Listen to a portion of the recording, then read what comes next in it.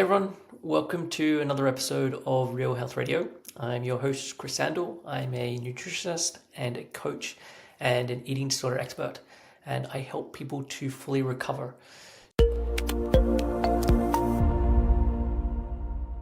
So before we get on with today's episode, I just want to say that I'm currently taking on new clients. I truly believe in full recovery. It's what I work on with people every day. And it doesn't matter whether it's been going on for a year, whether it's been going on for decades. I truly believe that everyone can reach that point of full recovery. So if that is what you're after, even if there is ambivalence or unsureness, then I would love to help. You can send an email to info@7-health.com, or you can send me a DM at 7Health Company on Instagram and just say that you're wanting coaching or support, and I can send over the details. So let's get on with today's show. Today, my guest is Dana Colthart. And Dana is a therapist and the clinical director of Clear Light Therapy, a boutique practice based in Englewood, New Jersey. She provides evidence-based treatment for OCD, anxiety disorders, and eating disorders, blending exposure and response prevention, acceptance and commitment therapy, and integrative mind-body approaches. Over the years, she has helped teens, adults, and families understand their symptoms, build emotional flexibility, and move toward lives that feel grounded, meaningful, and aligned with their values.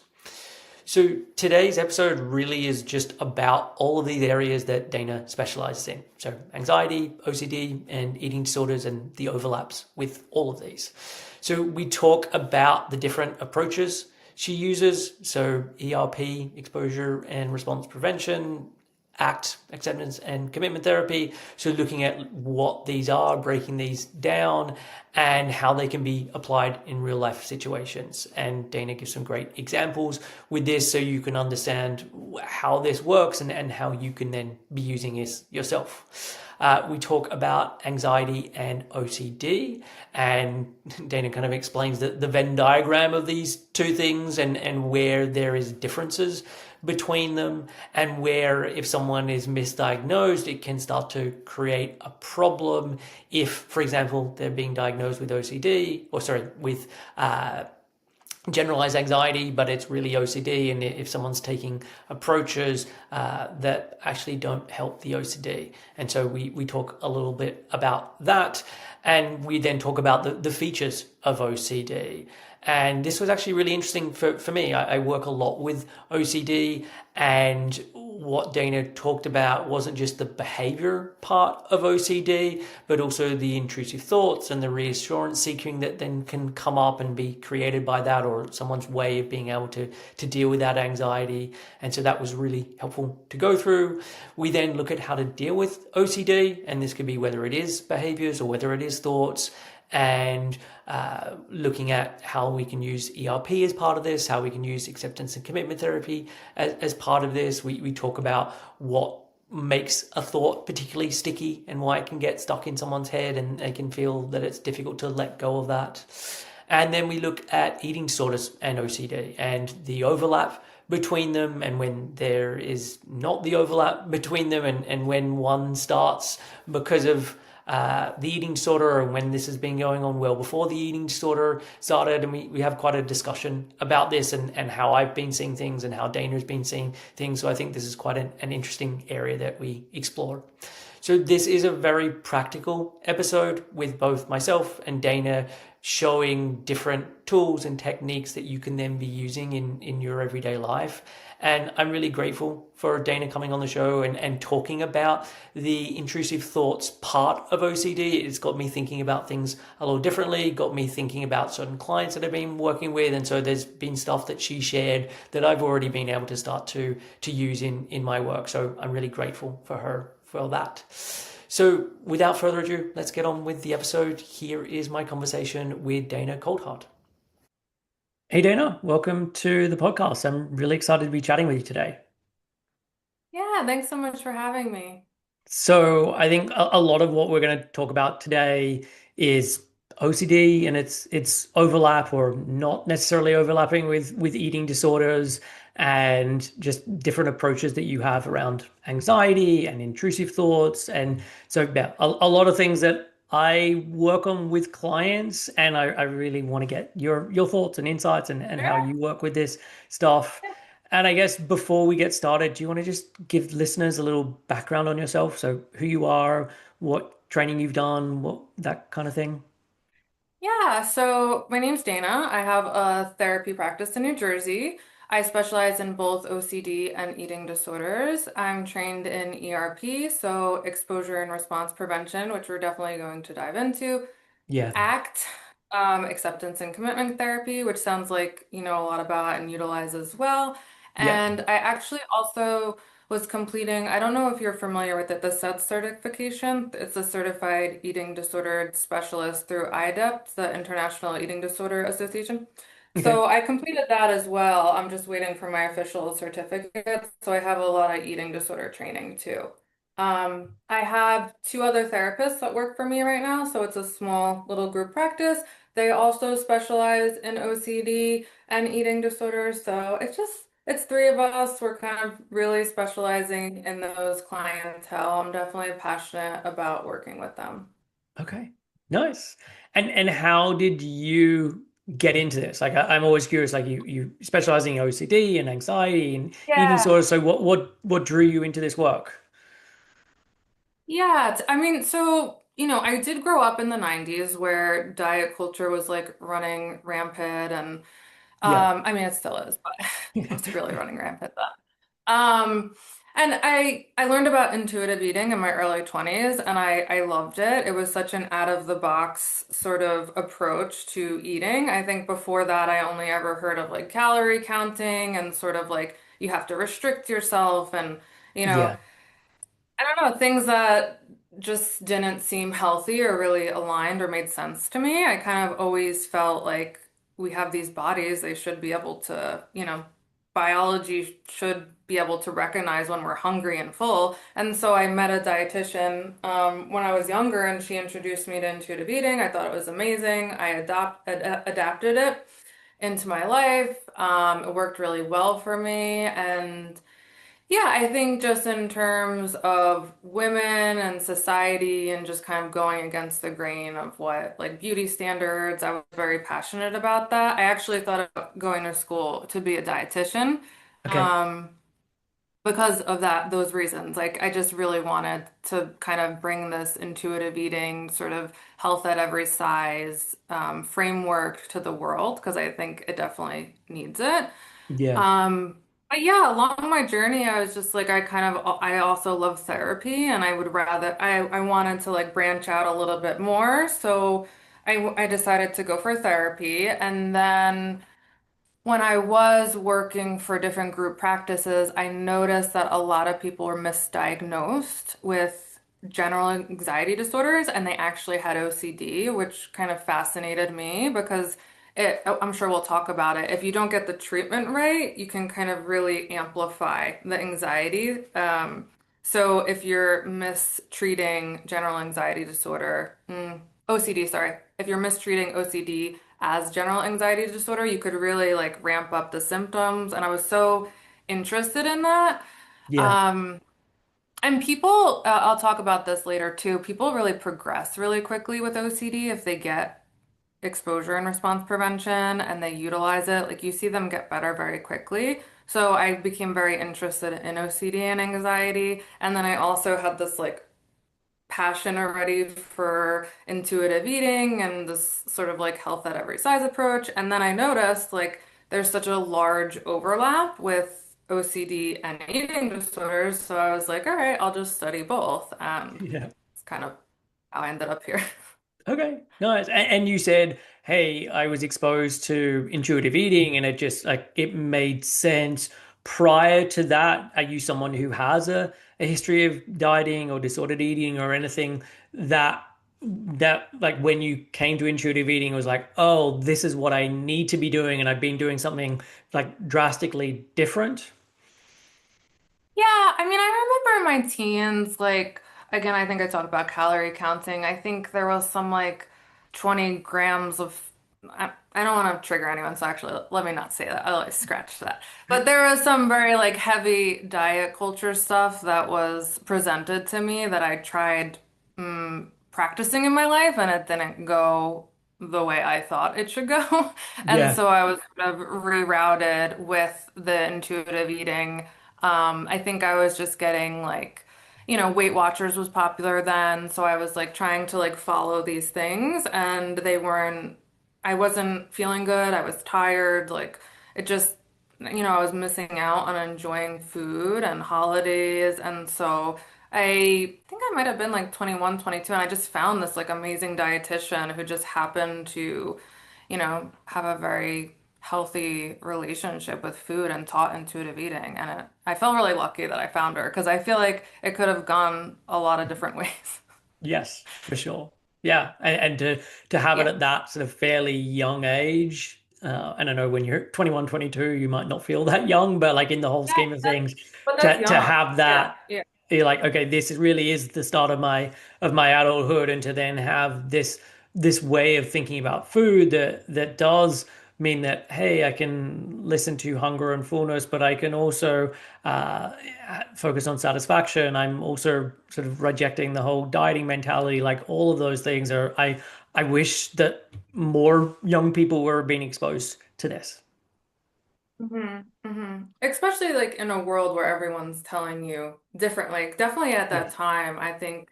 There wasn't, I don't think Instagram existed, definitely no TikTok. Maybe Yep. Facebook was just coming around. So I, I feel like now there's so much you can see intuitive eating on TikTok or Instagram or, these like out of the box anti-diet. Like you could follow people, you could find me, you could find this whole group of people that are going against the grain, but back then, there was nothing like that. So, like I said, I felt very lucky that I found this dietitian. Because I just feel lucky that I did. Yeah. Yeah, definitely. I mean, I've been doing this since 2009 and just like seeing how social media and just the landscape around this has changed during that time. And it felt like really um, out of the box, like real renegade to be talking about intuitive eating in like, I don't know, 2014.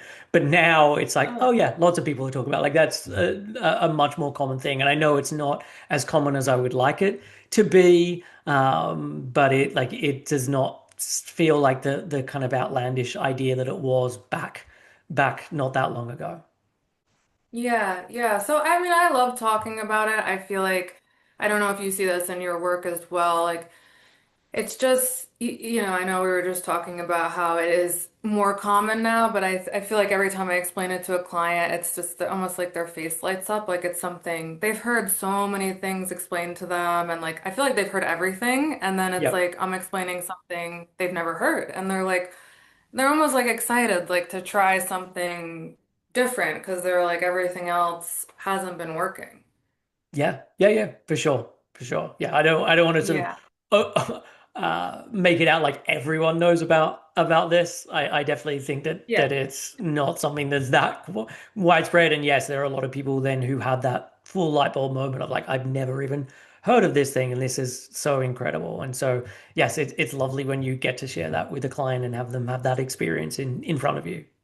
Yeah, and I do find too that even clients that aren't coming in for any issues with food, whether it's, anorexia or binge eating, if they're just coming in for OCD, or, sometimes I'll see someone with just depression as well. Yeah. Feel like most people struggle, have some sort of trauma or not to overuse that word, but they have some, stuck points with food. And Yes. it's just nice to have the framework because I wish all therapists kind of knew about intuitive eating because I do think that, you know, food is something we all deal with and eat and not deal with like no, it's not something we have to like it's enjoyable but it's something we Yes. are presented with every day like Yeah. 5, 6 times a day, so if you have some emotional difficulties with it's like good to have a framework of like okay, this is a healthy way of managing that. Yeah. Yeah. Totally agree. And so, in terms of your approach, I know you said there's like there's a blend of exposure and response prevention, so ERP, acceptance and commitment therapy, and then integrative mind body approaches. So I want to talk about like how you combine them, but I think we should go through what each of these things are separately. I've talked on the podcast at various points about ACT.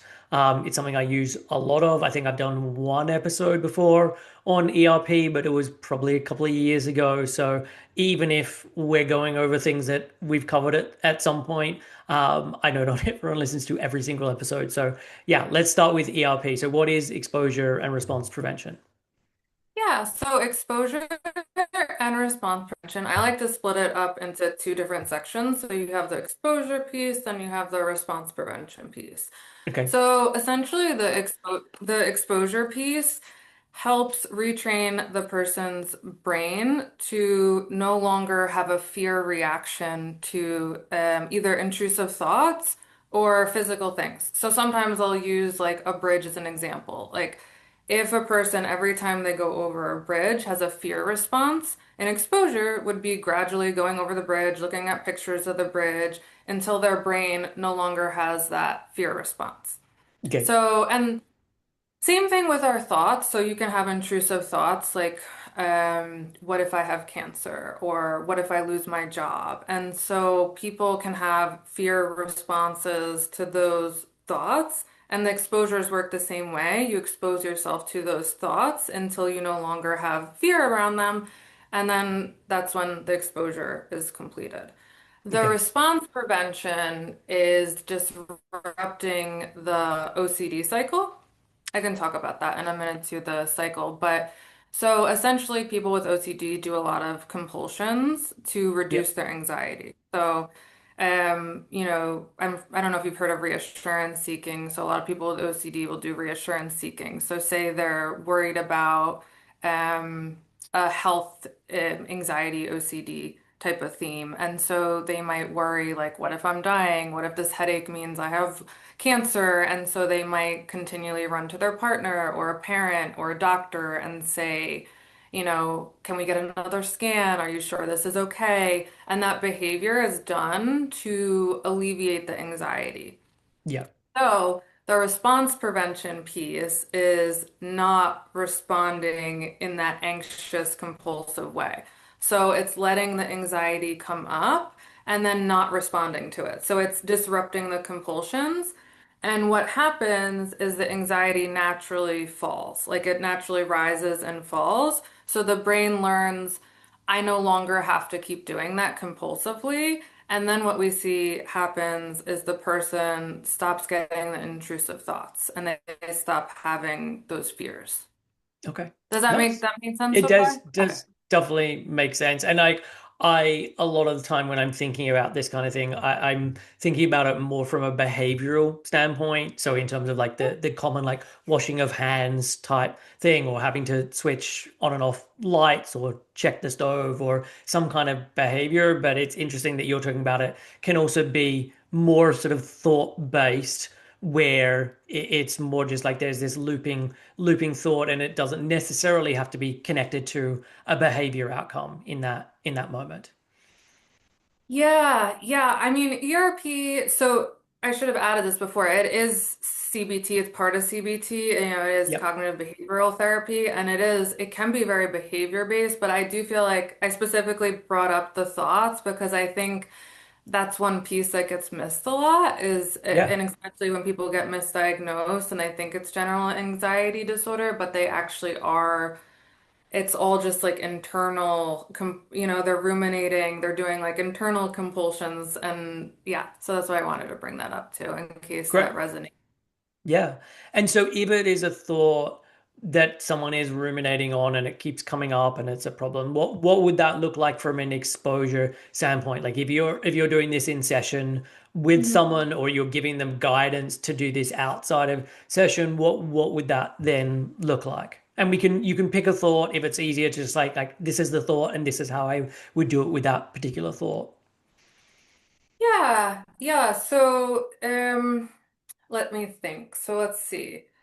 So, what if I have cancer, right? So, if that's just actually, no, scratch that. what if I lose my job? Because I feel like that's like a really big one for people. So Yeah. if someone has an intrusive thought of what if I lose my job, and they're doing compulsions all day by making sure like they're, sending the right emails and they're rereading their emails like over and over again, or they're making sure like let me say hi to my boss every morning. If I don't say hi, like I'm gonna lose my job. Like I have to get a really good review or else I'm gonna lose my job. So, or I'm gonna work 10 hours instead of 8 because I could lose my job. So those are all like compulsive behaviors.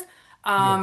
And an internal compulsive behavior would be if the person was sort of ruminating and kind of trying to calm themselves down by saying, like, oh, don't worry, remember so and so gave you a good report last year. Or don't worry, like the company's actually doing really bad, so they're not going to let you go. They need you. No one wants to work here. Like if you're trying to do that self-soothing and it's like Yeah. calming your anxiety, but then the thought just comes back up, that's how that cycle would work.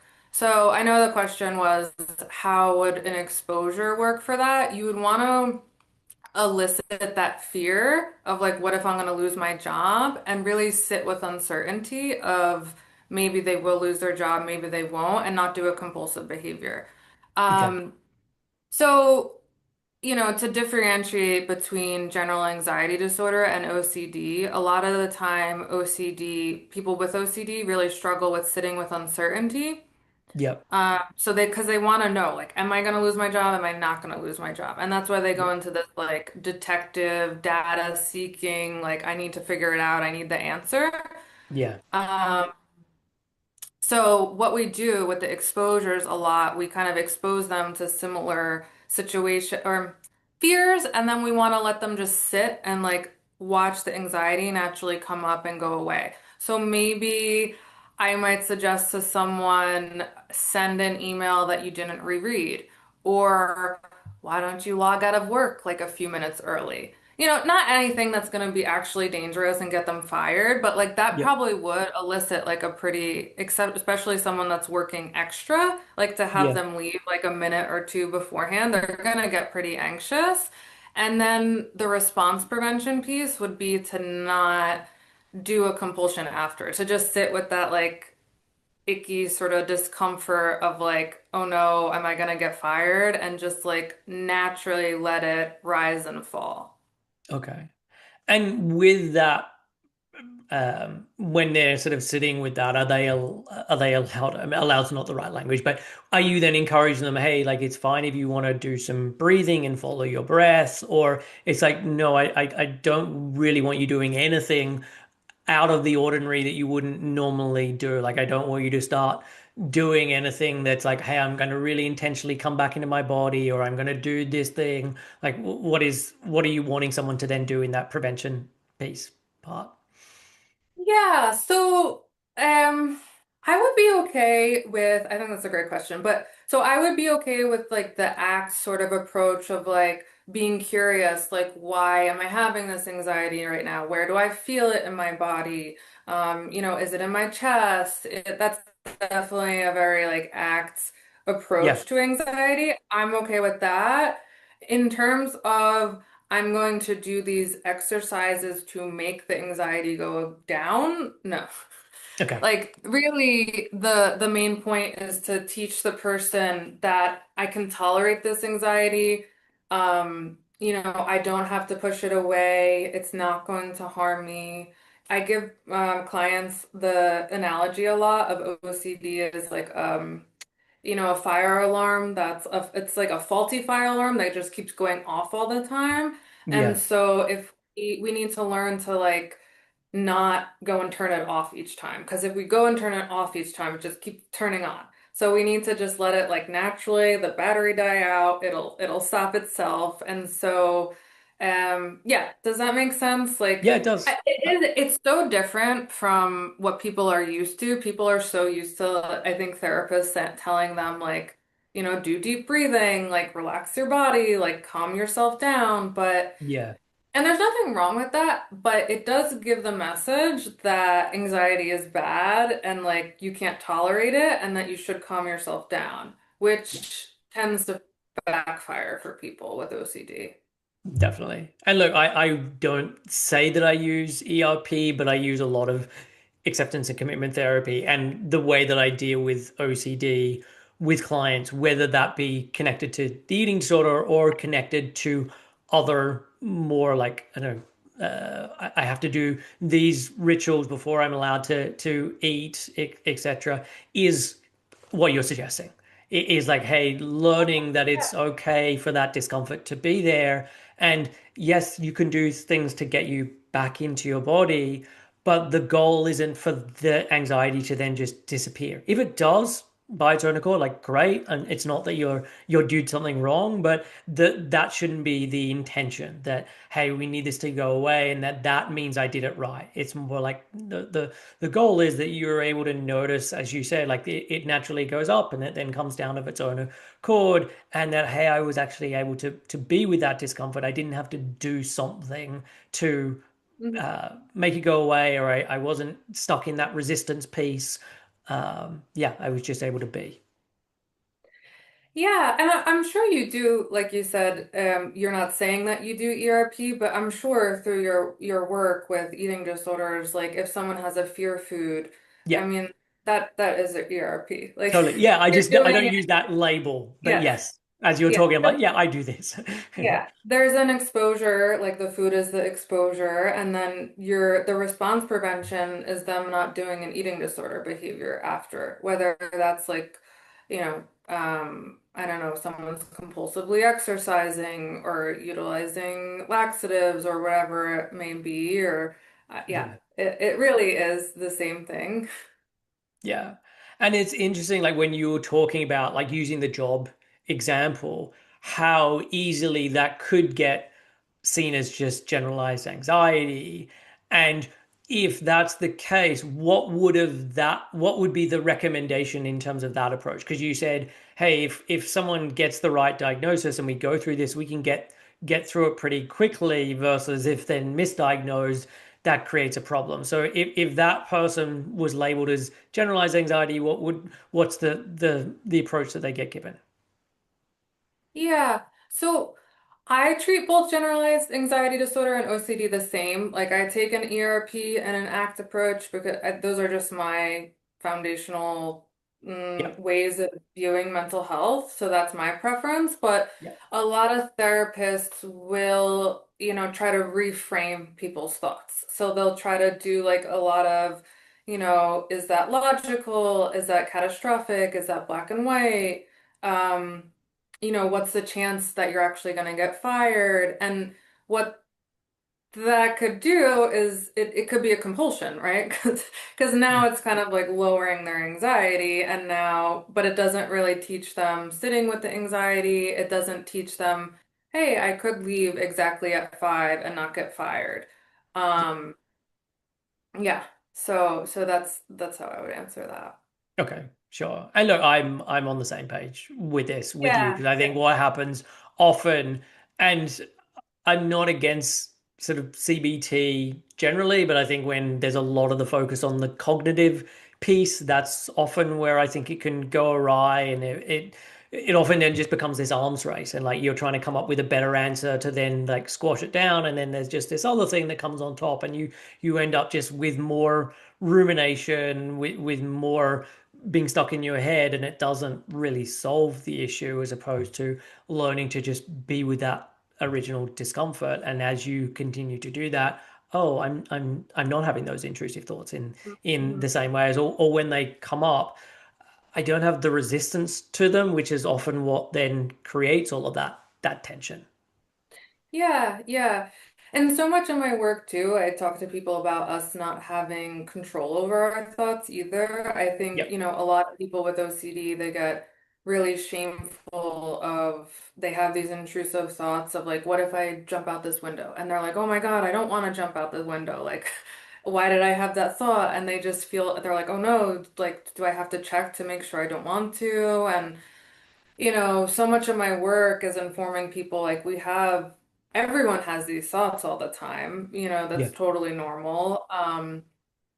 Yeah, so I don't think we have a level of control to just kind of manipulate of like you can't just tell yourself don't worry about work. Like, don't worry about getting fired. Because if that was the case, everyone would do that, and then no one would have anxiety. Yes. Like, Yeah. if that Yeah. was the answer, Yeah.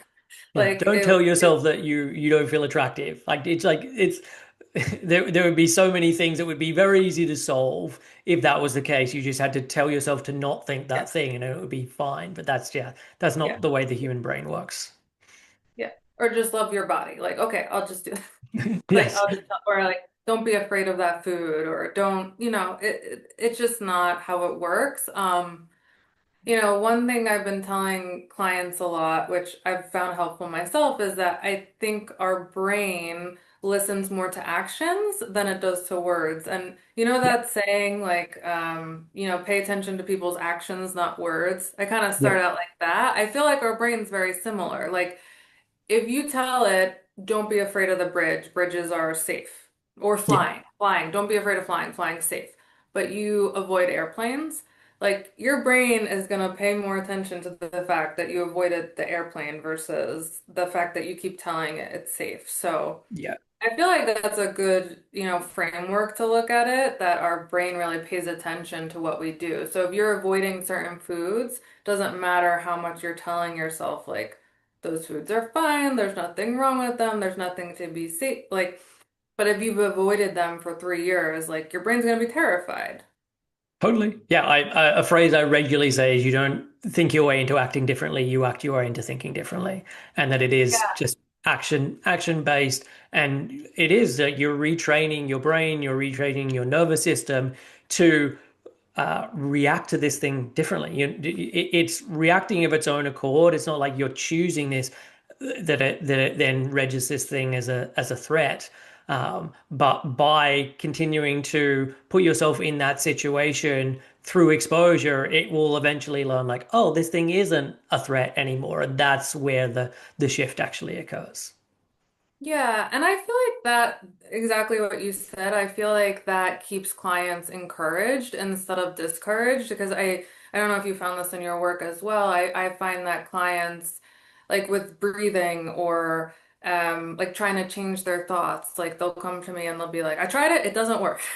And so I feel like if you're giving them more of a realistic, like, no, it will work, but you have to do all these behaviors and you have to do them consistently over time, and then you'll see change. I feel like that's just setting them up for not being discouraged, just like Yeah. healthy expectations versus like, the goal is to not be afraid of the food or the goal is to no longer feel anxiety. Like, I feel like that's a recipe for discouragement for clients. Yes, for sure. And so Yeah. yeah, let's then talk about the act piece. So yeah, give me your description of like what is acceptance and commitment therapy. Yeah, so acceptance and commitment therapy. So it's all about psychological flexibility, accepting our internal environment. So I think a lot of what we've been talking about is really ACT. It is. Yeah. So yeah. So instead of, looking at our internal environment as something we need to change, it's all different skills on how to accept it, move forward. It's very values based. So it's learning different values, learning your values, learning your clients' values, and having them make decisions based off of their values rather than anxiety or fear or depression or whatever may be coming up. Yeah. I think a lot of people's way of living is, okay, this makes me feel good, I'll run towards that, and this makes me feel bad, I'll run away from that. Where ACT is more focused on, okay, what's important to you, and how do we follow that versus like, okay, this doesn't feel good, I'm gonna run away, or this feels good, I'm gonna go towards that. Yeah. Um, there's cognitive diffusion skills, which is there's a fancy way of talking about how viewing our anxious thoughts, our eating disorder brain. I don't know if you use that language at all with your clients, like labeling the eating disorder. So it's Yep. kind of separating yourself from either an eating disorder or OCD or anxiety and, learning to observe it rather than being intertwined with it. Lots of mindfulness with ACT. But the way, I mean, the core way I look at it is it's just teaching people to be psychologically flexible. And so when something comes up, like, how can I sit with this? How can I move through it? How can I be curious about it? And how can I, be with my values and make a values-based decision versus,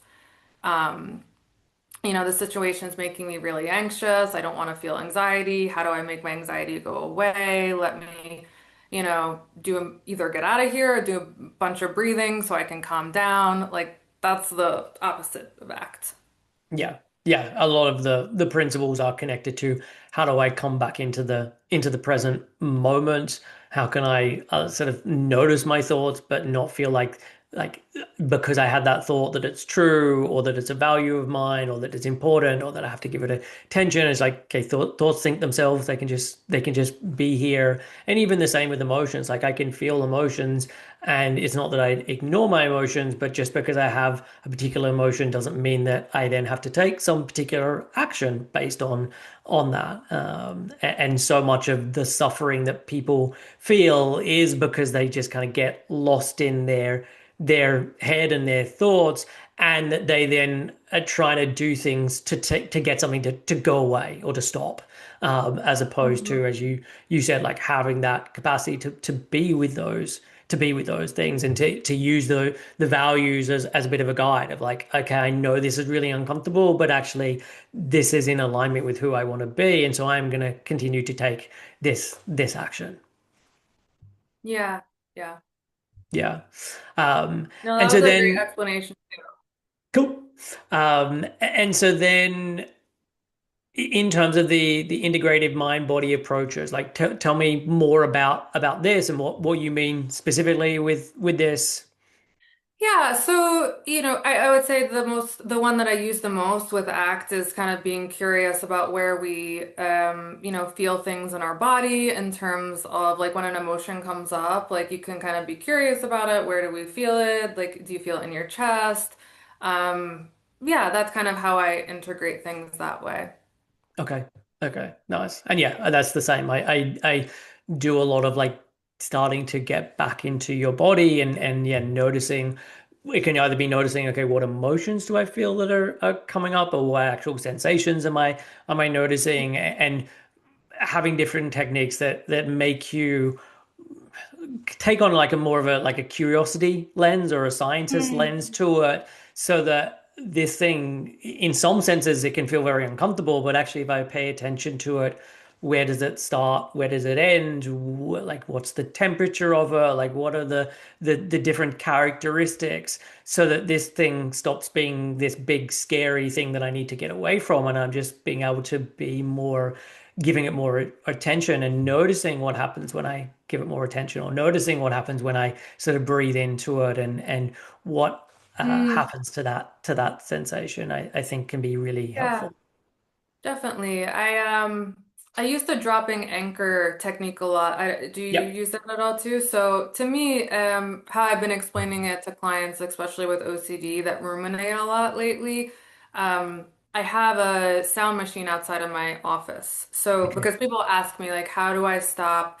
I can't stop thinking about, being fired, or I can't stop thinking about what if I have cancer, or even like food noise. That could be a little separate because that could be biology based, but we could talk about that later. Yeah. Um, but say someone is ruminating over like an anxiety based thing, they'll ask, you don't want to tell them to stop because we Yeah. know if you try to stop something, it makes it worse. Like if you try, I'm sure, I don't know if you've done the exercise where you tell someone like, don't think about, a cup of coffee, and then all they can think about is a cup of coffee. Yeah. So to go back to the sound machine, I'll ask clients in sessions like, "Do you hear that?" And then they'll be like, "Yes." And I'm like, "Well, did you hear it before?" And they're like, "No." And I'm like, "Okay." So this is like shifting attention. It's making our attention onto something and off of something, which we can do. That's not like stop. That's not stopping the thoughts. It's just shifting them away. So then I'll teach the dropping anchor, and which for people, for the listeners that don't know what that is, it's essentially if someone's ruminating or really anxious, like a way of grounding them and shifting their attention onto something else. And it kind of takes you step by step through, like first you identify your thoughts, and like, okay, my brain's having a lot of anxiety, then you kind of go into your body. So this is to your, like, how do I incorporate the mind and body? So Yeah. you kind of focus, you might put your feet on the ground, or you might push into your knees, but you want to become like really aware of your body and then Yeah. your breath, and then you kind of go back into your activity and try to really be mindful of that and shift the attention away. But yeah, to go back to you asking about like the mind-body connection, I think it could just be a good tool to shift our attention away from our rumination sometimes, because I think sometimes we're so caught up in our heads, like we don't Yeah. even realize like our bodies are here. Like, oh, here it is. Like, here's my Yeah. shoulder, here's my leg. Like, we're just, especially people who are anxious, they're just like they're not even aware that like the world's there, and they're just like in their thoughts. Yes, totally. And so yeah, I use dropping the anchor a lot because I do think it's useful. And like the thing that you mentioned, I just want to make clear to people, you're not then telling someone, hey, don't have these thoughts. We're going to do this other thing. It's like those thoughts can be here. You didn't ask for them, but it's fine that they're here. We're going to just show you that they can be here, and I can also put my attention on other things. So I can notice the sound machine, or I can notice other sounds in the room, or I can look around the room and I can notice like, oh, there's that bookshelf, or like, oh, there's that spider's web, or whatever it is. And because so much of the rumination is like someone's just being in their head. And so how do we come back into the present moment, come back into the room, and to be able to notice these things at the same time that those ruminations are there, but again, building up that tolerance of like, oh, those things can be there and I can still get on with my day to day, or I can still actually do the thing that I need to do in this moment.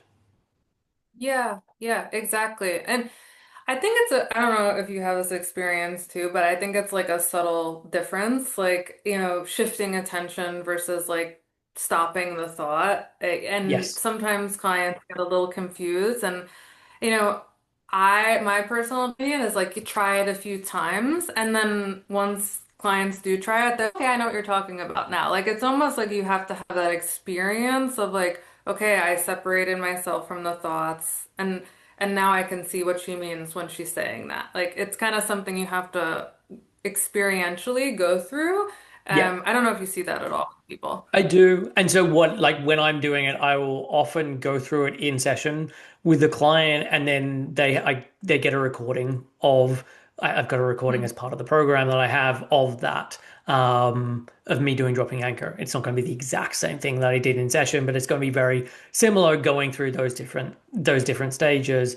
Um, and to start with, I say like just use that as the guided meditation. And at some point you will either like, hey, I know how to do this on my own, or hey, I don't actually like it when there's that bit, but these two bits I find quite useful. And so they just do the version that actually helps them in that moment. Yeah. Because it's not that you have to follow this exact script. It's more like how do we get you back into a place where I'm just not being affected by those thoughts, or Yeah, affected to the yeah. degree that I was. Yeah, I do the same exact thing. I think I tell my clients literally the same exact thing of like, this is just the script. If it works, like, great. But, if eventually you have some other script that shifts your attention away, or you have a shorter version, or you don't even have to like use those words, and it's just kind of an experience how you shift, totally Yeah. fine. This is just the framework to get you used to it. Yeah, yeah. And like for some people, like I discovered that if I just do something with my hands and kind of have something tactile, whether it's a hot cup or a stone that I play with, like, oh, that brings me back into the present moment, and that's enough to kind of help me out. And so yeah, just whatever works for someone. It's a lot of like, hey, I'm going to show you a bunch of different tools, and the goal isn't that you then use every single one of them. It's you find one or two that works quite well, and they're going to be the ones that you pretty much use 90% of the time. Hmm. Hmm. Yeah. Um, And so, in terms of like bringing this all together, I mean, we may have already answered this, but like, is there anything else that you want to add, like with the ERP or with the ACT, and how you bring them together that we haven't already touched on? Yeah, I mean, it's so different for everyone. I think we did hit a lot of the main points that I would have answered that. Okay. But, I think I do try to feel out each individual because I think each person is unique and their needs are unique. Like sometimes I do have clients that definitely do better with an ACT approach, like a heavy ACT approach. And then there are clients that they are exposure ready like 6 times a day. So it is so unique how I weave them, but I think I almost always weave them together. I don't ever want to say I ever leave ACT out, and I don't think you ever want to leave exposures out. So I think it depends on the person how much I do of each and what they're presenting with and what their kind of struggles are and their Yeah. personality type. Like some personalities just do better with exposures and some do better with ACT.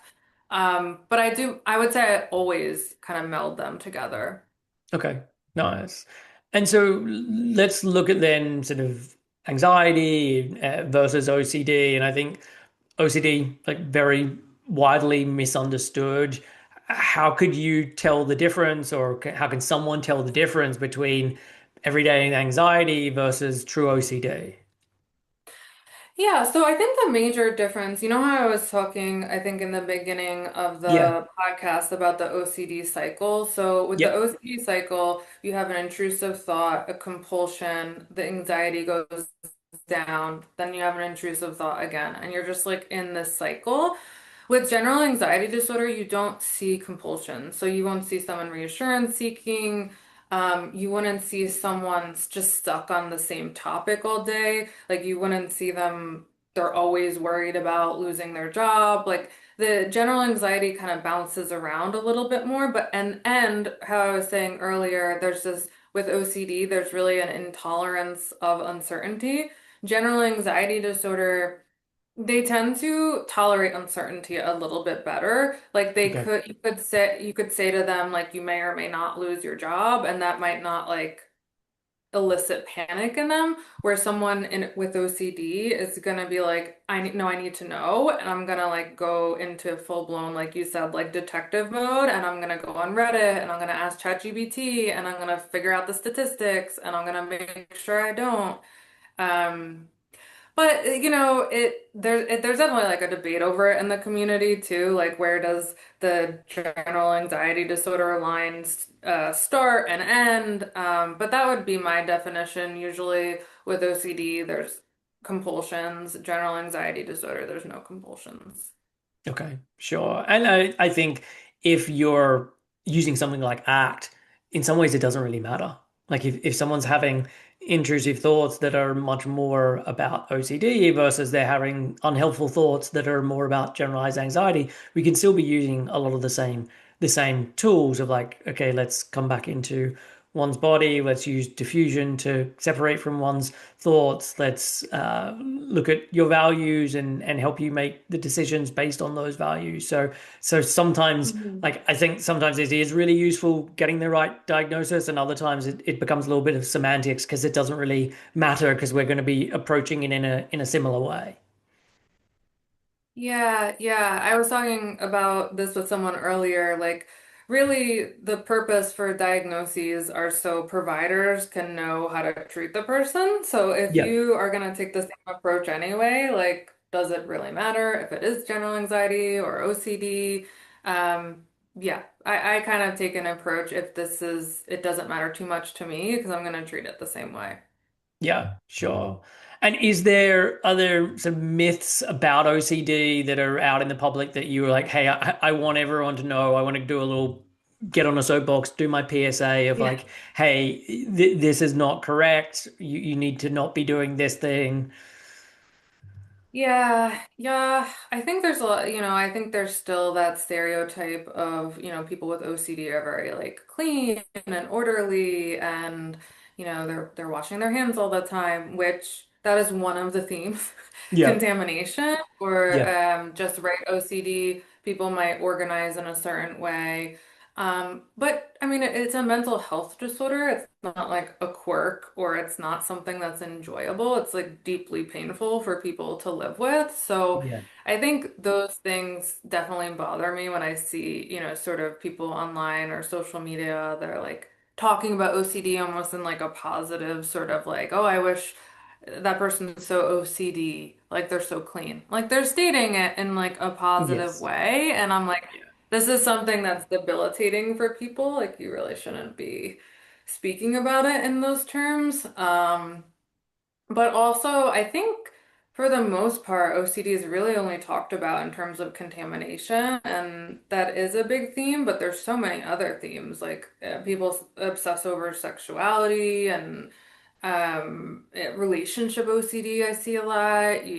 There's just harm OCD, like I said before, hit and run OCD. Like there's a lot of themes, or, you could have pure O where you're just thinking and ruminating and doing compulsions all in your head and you're not really doing them behaviorally outside. Yeah. So I think it's just like a wildly misunderstood disorder. Yeah. And just in terms of the, oh, I wish I had a little bit of OCD, I unfortunately hear the same in terms of, oh, I wish I had like a little bit of an eating disorder that would be really helpful. And it's like you don't know the half of it if you're Yeah, making a comment along those same lines. And so, yes, I definitely would like people to not be making those comments. And just I like with know. I the get, I was just gonna say no, with no, the go ahead, go ahead. OCD piece, um, what what do you often see as being like the genesis of it? And I know I'm asking, there's lots of different people and there can be lots of different things that are going on, but is it like, oh, there's this time of high anxiety and as part of the high anxiety, the OCD normally starts up at that point, or what if you're looking at like why this is starting for a lot of your clients, what are some of the things? Yeah, no, that's a really good question. Um, I would say, so OCD is definitely very genetic a lot of the times. Like Okay. when I'm doing an intake with a client, I'll tend to ask like, if you can track back to the earliest memory, like scary memory, or you were like kind of doing these behaviors. A lot of people will say like 5, 6, 7 years old, I remember start worrying about, a certain topic. It's probably then transformed over the years, but they can pretty much track it back pretty far. It just wasn't really recognized at the time. Like they'll either say like their parents didn't realize it or they didn't realize it themselves. There's a very strong genetic component, but also environmental. Yeah. So when I think that's what you were alluding to a little bit. Like when a person's life gets more stressful, either they're moving, maybe they had a child or they got a new job and they're just under pressure. I do see OCD like it's kind of ticks up a lot. Same thing with eating disorder. Yeah. This is the same thing for eating disorders too, by the way. Like Yes. genetic and people. And then I do see a trauma link as well. Sometimes when people do experience traumatic events, you will see sometimes, I think because of the stress that the brain goes under, they can develop OCD from that. Okay, sure. And in those situations, so where there's I don't know, that really stressful life event or life events, or there's the trauma, if you then go back, is there still often, hey, there was stuff that was there in the beginning anyways? Like in the same way as like so often with eating disorders, before the eating disorder started, this person had high anxiety. Once the eating disorder's over, they're still going to have high anxiety. Like there are some things that were already there. And like once it gets in this environment, like that's just one of the ways that it tends to go. I would say most likely, yes, that you can track it back. Every once in a while, definitely some people where they're like, no, I was calm up until I was like 25. Yeah. Okay. So Cool. it's case by case, but I would say, a lot of the times you can track it back. There was some underlying, anxiety, predisposition. Sometimes people will say like, oh yeah, my dad was always checking locks. I never noticed that because that's something else that I will ask. Like, have you ever noticed your parents doing anything compulsive, or like, do your parents run anxious? Because I kind of want to get a gauge of, their parents or grandparents. And, you know, a lot of the times I don't think they have official diagnoses because I do think it's underdiagnosed, but they will Yeah. say like, "Oh, my mom asked the same questions over and over," or my dad was always getting like doctors, second opinions, or like all these medical, we never knew why. He just kept going back to the doctor. Or my uncle, like, you know, double checks all the locks or triple checks or repeats himself, and they'll start to Yeah. like tie together things. Yeah. And I guess it's also a lot of the things that people think of as OCD, like it's this very narrow band. It's the washing the hands type thing. And if that's not happening, I wouldn't have labeled it OCD, but it's then when you actually understand what's going on and that it can be lots of different things, then the light bulb starts to go off and like, oh yeah, like that was definitely me, whether like the way I used to do studying when I was at school or the way I used to do this thing, like now that makes sense. And yes, that does actually feel like OCD, even though I would not have used that label previously.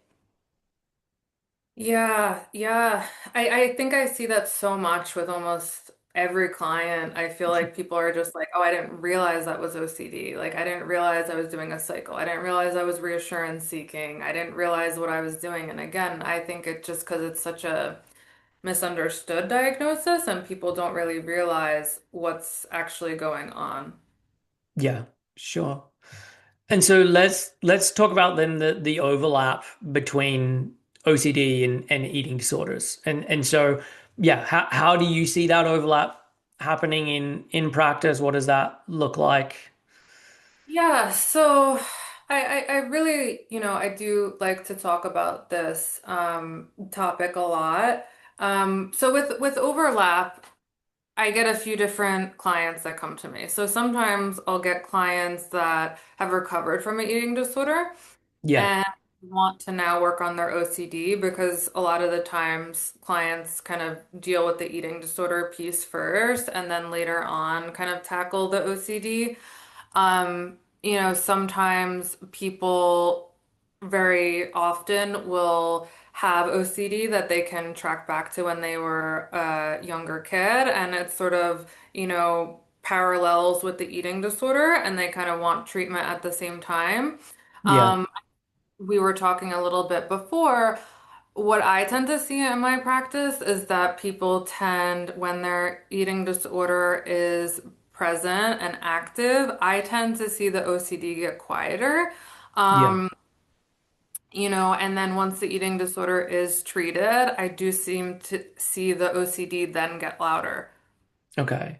And when you say you see the OCD get quieter, do you just mean the kinds of behaviors or the kinds of things that they were focusing on from an OCD perspective quieten down? Because I guess so much of, and I don't want to generalize that all eating disorders are OCD or anything along those lines, but so much of the eating disorder behaviors that I will see have OCD-like things Mhm. connected to them, or they are OCD like. And so I wonder if, hey, it's not so much that it's like the OCD's been put on pause. It's like we're just scratching the itch in a different way, and we're using food connected to it, or we're using the way that I do my exercise or whatever. Like that then becomes my OCD. And then when that removes, like, oh, now I've noticed this uptick again in this other thing that I was previously doing. Right. I completely 100% agree with you. I think it just gets transferred. I don't think it actually like gets cured or kind of goes away. I think Yeah, it transfers onto the eating disorder. But I do think it's really important to talk about like the distinction between, if we could like really quick jump into like the difference between an eating disorder and OCD. So sure. so with the eating disorders, they tend to be egosyntonic. So for the listeners who don't know what that means that it's something that's kind of in line with what they want. So for example, like someone with anorexia, they tend to want to actually lose weight. Yeah. So that's in line with what they want. With OCD, it's referred to as an ego dystonic. So it's not in line with what they want. So it's their worries and obsessions are all things they don't want to happen. Where Okay. someone with eating disorder, they're worried and obsessed about things they tend to want to happen. So they're obsessed with weight loss a lot of the time and they want it to happen. So I think that's why in my brain I almost look at it as that the OCD gets paused because I no longer see that ego dystonic sort of like, I don't want it to happen. That goes away. And that's such a strong core of what's happening with someone with OCD, where, Okay. because the ego syntonic, where it's something they want to lose weight, Yeah. you won't see that with OCD. It's all things they don't want to happen and they're worried about happening. But totally agree with you. There's an obsessive nature. Like they're like Yeah. singularly focused on something. You're doing compulsions, you're trying to prevent something from happening. So it's very similar.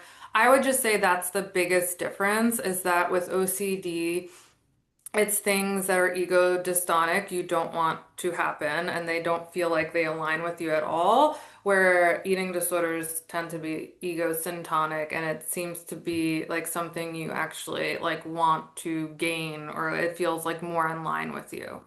Okay. And it's interesting because as I'm like conceptualizing this, I I think about people at different stages of their eating disorder. And so maybe in the honeymoon phase, hey, I really do want this. And then later on, actually I don't want this. And this I can notice how much this goes against my values. I notice how much this is crippling my life. It's hampering my relationships. There's all these things. And even if there's like one part of this of like, oh, I would still like to lose weight or I don't want to gain weight, there's once we kind of go wider in terms of the focus, I can also recognize that, hey, the ways in which I'm going about this are causing such a damage to my life that I actually don't want to be doing this. And I'm like really trying to not be putting off my eating or only finishing half my plate or whatever it may be. And so that's why it feels for me a lot of the time like this is very OCD. Like if like someone Mhm. feels so powerless against this thing that actually I don't really want to be doing, but like here I am again and I just did the exact same thing. And so it is that same kind of compulsion. Yeah, yeah. And I was thinking about it earlier too. I think anorexia is probably one where I feel it tends to lean more towards the ego syntonic, especially when someone's like really, really deep in it, in Yeah. early stages of recovery or their illness. Yeah. But bulimia definitely, there's times I think most of the time I'm working with someone, they don't want to be purging. Like that's not something they want to do. Or binge eating disorder, I feel like they don't want to be binging. Yeah. Um, so I think it is nuanced too. Like it's not like a perfect recipe or definition, kind of how we were talking about the difference between like general anxiety disorder and OCD and Yeah. eating disorders versus OCD. Like, I think I gave you like a textbook answer, but is Sure. there like, nuances or like is it more of a continuum and like is there a lot of overlap? Yeah. Um, yeah. Yeah, sure. And look, yeah, it's just I think it's kind of fun to have these conversations where you're like, okay, well, where does this thing start to break down? Like, where are the edge cases?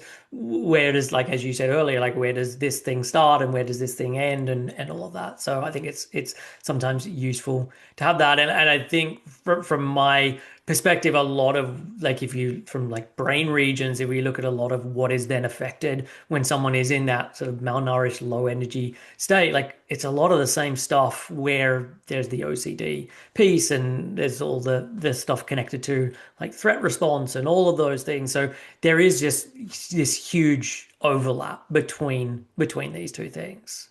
Mhm. Yeah, yeah. And how we were talking about compulsions before, there's this anxiety with eating disorders, right? Like there's an anxiety, there's a trigger, there's a compulsive piece. Like it does, I'm sure if there are listeners listening to the podcast, like they're probably hearing the OCD stuff and they're probably like, this sounds like my eating disorder. This sounds like, I'm sure it's resonating. Like it is so, Yeah, so similar.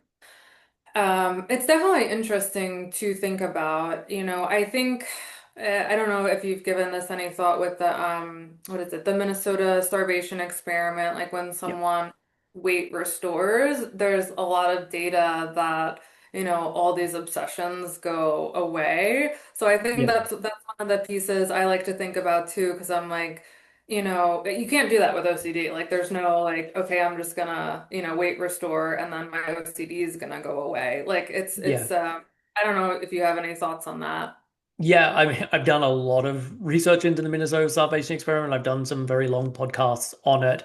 And yeah, I guess where I differentiate with this is like there are people where they can very easily track that their OCD was there well before the eating disorder was in their life, and then there are people where, hey, this only became a problem when I had my eating disorder, and that was the thing that really sort of changed it. And the changes in the brain were very much this because of the malnutrition and everything going on with the eating disorder. And so I think for someone where that is the case, it's like cool. As you do the exposures through eating disorder recovery, where you're eating fear foods and you're eating more foods and you're doing this, like that in and of itself is going to, like, the OCD is going to be fine once this is over, because it's just a function of your eating disorder versus someone where there's this long history. Even after the eating disorder is over, okay, there can still be some of that we need to look at outside of the eating disorder. So it's not just connected to food, or it's not just connected to this other thing that is contained within the eating disorder. It can be about other things. And so I think that's where I'd sort of differentiate. Yeah, yeah, I agree with that. That makes a lot of sense. Yeah. Um, are there so in terms of different eating disorder treatments, I mean, I don't know how you work with eating disorders and what eating disorders you tend to work with. So maybe it would be useful to just, yeah, share a little more about that. Yeah, so it definitely worked with all the eating disorders. Yeah. And ARFID, bulimia, binge eating disorder. Um, I tend to take a very collaborative approach, so I almost always try to get a dietitian on board. I think they're invaluable to the team. I try to get a physician on board too. Not for everyone with a physician, but I will say most of the time I try to get a dietitian involved. My thought process there, I just feel like clients with eating disorders, they just have so much to work through in terms of food, history with food. If they do have OCD, like their history with OCD, like learning ACT, learning ERP, um, doing food exposures, doing meal support. I'm like, you can't do this all in 50 minutes once a week. It's just so nice to have two people working with the person that can kind of work collaboratively, and especially if the dietitian can take more on, of wherever the person is starting with their food, whether it's like a traditional meal plan or they're doing food exposures with them, and then I can kind of work on more of either history stuff, I want to say coping skills in the sense of like from an ACT perspective, like those kind of clinical tools, like I can be teaching them, and then we're kind of clinically working together to kind of recover from the eating disorder. Okay, sure. And so, yeah, that was kind of my question. Like, obviously, we've talked a lot about ACT and ELP and the way of doing this. Like, when you're working with someone with an eating disorder, is that the bulk of the modalities you're using, or they're like, oh, I actually start doing, I don't know, inner child work with this thing, or I start doing this other thing because I've found that that's actually really helpful. Yeah, I mean, I think the only thing I would add, like clinically, I think the only thing I would probably add to ACT, and this isn't like a technical intervention. I might talk about like diet culture a lot and societal expectations of beauty and things like that on Yep. top and I mean you could talk about that within an ACT framework. So I would say I pretty much continue to work on ACT from an ACT framework. I don't really, I do know DBT skills. Sometimes I will add in DBT skills, probably radical acceptance, things like Yeah. that. Maybe if someone needed like communication stuff, it kind of depends on their diagnoses.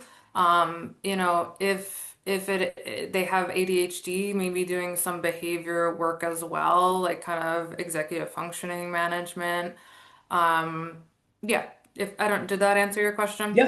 Yeah, it did. I'm just asking to see if there's okay, that would be a really useful thing for us to explore as part of this. But so just coming back, I know we've talked about intrusive thoughts. I guess like what turns a normal thought into an intrusive thought, and why is it that some thoughts are sort of more sticky than other thoughts? Yeah, so when I'm explaining intrusive thoughts to people, I there's an OCD book that it was a child's OCD book. I don't remember the name, but early on in my career, I saw a picture of it and I just like love the explanation of intrusive thoughts. So I Okay. use it all. But essentially it was like this conveyor belt and there was a thought sorter and there was this like chute, like a chute that dropped down thoughts and then there was a conveyor belt. And one side was like important thoughts and one side was junk thoughts. And essentially it was trying to explain to kids like we all have all these thoughts and they go down the chute and then your brain just sorts them, junk thought and then like emergency thought. And so essentially, what would be an intrusive thought is like a thought that is incorrectly sorted into this emergency pile, and your brain just gets stuck on it because your brain thinks it's an emergency and it can't like get off of it, where it's just this like silly thought that really should have gone into the junk pile. Okay, that's a nice kind of little visual for someone. And I wonder even just like being able to think about that from a do you do much visualization with clients? Yeah, I try to use like a lot of analogies. Like I use the weather a lot, like when I'm explaining like radical acceptance or how to like tolerate feelings. Like imagine there's a storm outside, you want to go. I mean, it's been snowing forever. Like we can't go outside and be like, stop snowing. You have to sit inside and be like, all right, I know this is gonna pass at some point. So, I'll teach that visualization of like this is how, to handle your anxiety or a wave of depression or discomfort around food, like it's temporary, it's going to pass. Um, I use a bee analogy a lot. So, a lot of people are afraid of bees, like when bees come to you. Yeah, Um, Most people's reaction is like run away. It irritates the bee more. They're more likely to get stung. Or they swat at it, again, more likely to get stung. So I'll tell people, the best thing to do is just remain calm. yeah, What I like about that kind of analogy too is that even though you know the bee, like you're telling yourself it's a bee, like you're like yeah, I'm not allergic. Most people are, a lot of people aren't. Nothing bad's gonna happen. Your body's probably still like sweating. Like people like this one because I feel like most people have this reaction. yeah, Um, and I'll tell people like, although you're telling yourself like there's nothing's gonna happen, nothing bad's gonna happen, your body's still reacting, and you just want to not respond, let the bee come and go, and that's the safest thing you can do.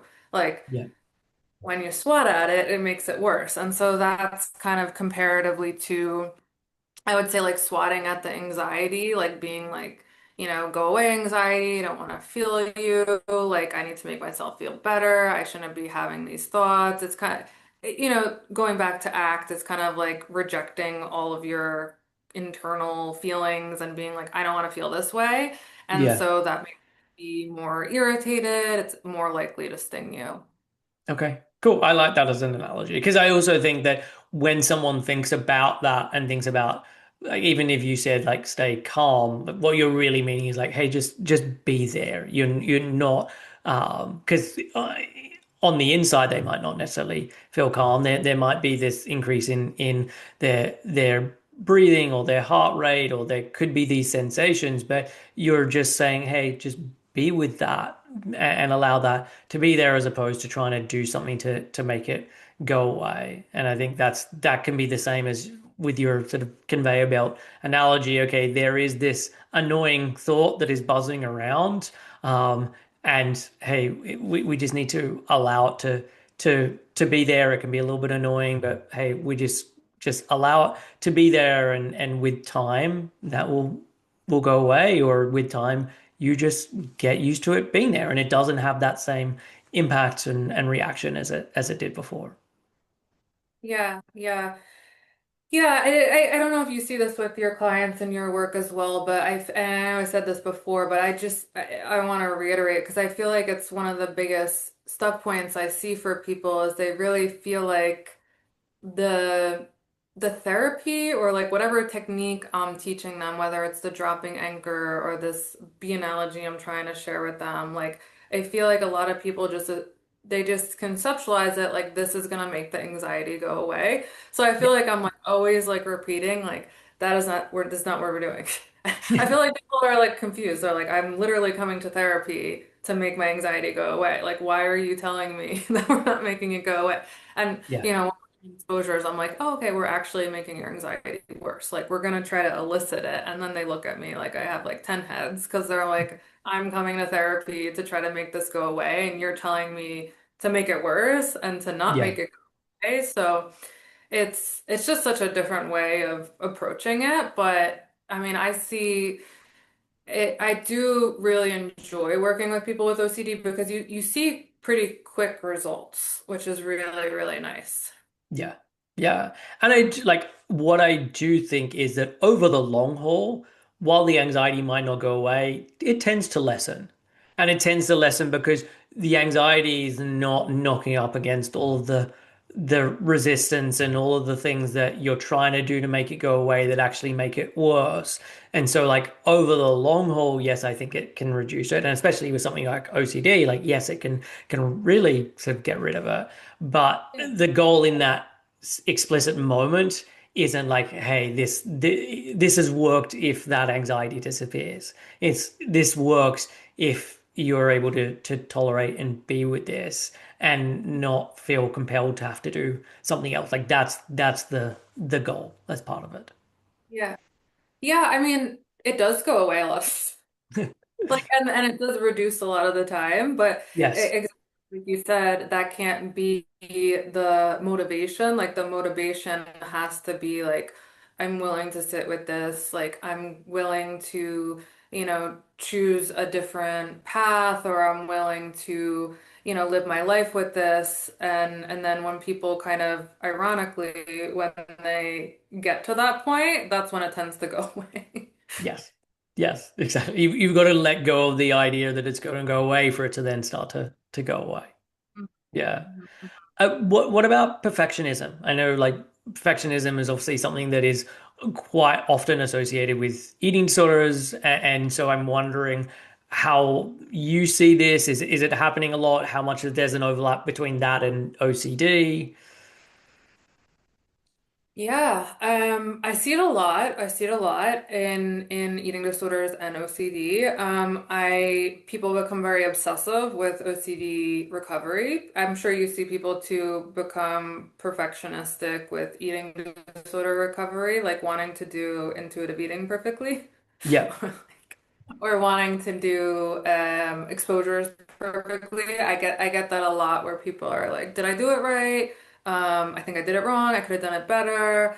Um, I tend to not answer any of those questions, to be honest with you. Like, I'm like, I don't know. Like, I think we just have to sit with maybe you did it wrong. Obviously, if they're doing it wildly wrong, I'll step in and I'll kind of like, um, give them some guidance, but I think more harm would go from me, become from me answering them and saying like, oh no, don't worry, like you're doing it right. Like, again, because they're really struggling to sit with any intolerance. So they're looking for, from my perspective anyway, a lot of people are looking for that reassurance, like, am I doing this perfectly? And I think that needs to be challenged.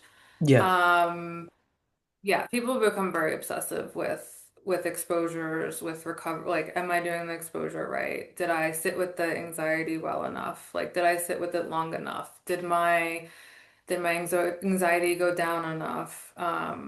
did I do my exposure right? I think I said that before, but yeah. Yeah, yeah. And it is that getting that right place between, hey, I do want to support you and I want to be able to answer questions to manage expectations versus, hey, these questions they're actually not actually helpful. And me answering for you is just keeping this loop alive. And it's just a lot of the reassurance seeking piece. And what you're saying is like you're wanting to leave someone in that ambiguity because it's actually helpful for them. Like it's like, cool, this is the whole point. Like I want you to be able to sit with that uncertainty because that's then a skill to be able to sit with this. And my guess is it's not like that you don't answer any questions. It's just like, hey, there's times when it's useful for me to answer that question. There's time for us like, hey, actually, let's be okay with the not knowing. Yeah, yeah, exactly. It can be hard sometimes, I'm gonna be honest too, like not giving into reassurance or, you want to tell someone like, no, you're doing right, you're doing okay, don't worry, like that thing's not gonna happen. But, I do have so much, I don't want to say faith because it's not faith, but I have, I know ERP works. I know when someone learns to sit with uncertainty, how much mental relief they get and benefit. So, it is coming from a place of empathy and kindness and me wanting to see people feel better. But it is hard in that moment, like to see someone kind of like wanting that reassurance and to just sit there and be like, no, I can't give you that right now. Yeah, yeah, for sure. And so what else haven't we talked about connected to this or any of the things that you wanted to share with the listeners? Yeah, I mean, I think, the only, I guess any like last closing statements I would say is, if someone really thinks they do possibly have OCD as well as an eating disorder, to make sure they're getting the right treatment, like they are seeing a therapist that's trained in ERP and ACT, I think, could be life-changing and extremely beneficial for them. For the reasons I think we hit on tons of different points throughout the podcast. So I would just, encourage people to get the right help if they think they are struggling with OCD. I always tell people not to self-diagnose too. I don't know if you've encountered this at all. I feel like to go back to the social media era, I feel like people are, because we're connected to so much and there's so many influencers now making so much content. And I think the point of content is to make it relatable. And so now everyone's related to everything. So, I'm seeing like, so many people just feel like I have like, 10 different diagnoses because the content's so relatable. So I Yeah. just tell people, it's good to go to a therapist and say like, this content is super relatable to me, but what do you think? And like give them, I think that's good to come to the session with. Like, hey, I heard this podcast and this therapist was talking about OCD and like, I'm curious because it kind of related to me. Like, what do you think? Or can we do a quick analysis or to see if it's something I can have. Yeah. But I don't the self-diagnosing thing, I'm like, don't do it. Okay. Okay. Yeah. Cool. Well, look, where can people find you if they want to find out more about you and yeah, they've enjoyed the Yeah. call. So so my Instagram is Clear Light Therapy, New Jersey. So Yep. that's the name of my practice is Clear Light Therapy. And then my website for my practice is danacolthart.com. Okay. Perfect. Well, I will put the links in the show notes and yeah, thanks for coming on and talking all about this. This was fascinating. Fun. Thank you. So that was my episode with Dana. If you have OCD, anxiety, living with an eating disorder, it's often that there's a lot of overlap between all of those things. I really do suggest trying out some of the ideas that we suggested in this episode through ERP or ACT, or maybe just having us go through this conversation is helping you to see certain thoughts or behaviors now in a different light. And that this can help you to frame things differently, to start to approach things differently. So, as I said at the top of the show, I'm currently taking on new clients. If you are living with an eating disorder and you want to fully recover, even if that feels like a thing that is far off in the future or feels somewhat out of reach, I truly believe that you can fully recover, and if you do the things that you can get to that place. So if you would like help and support in doing that, I would love to be able to provide that for you. You can send an email to info@7-health.com, or you can send a DM to 7 Health Company on Instagram, and I can get the details over to you. So that is it for this week's episode. Until next week, I will catch you then. Take care.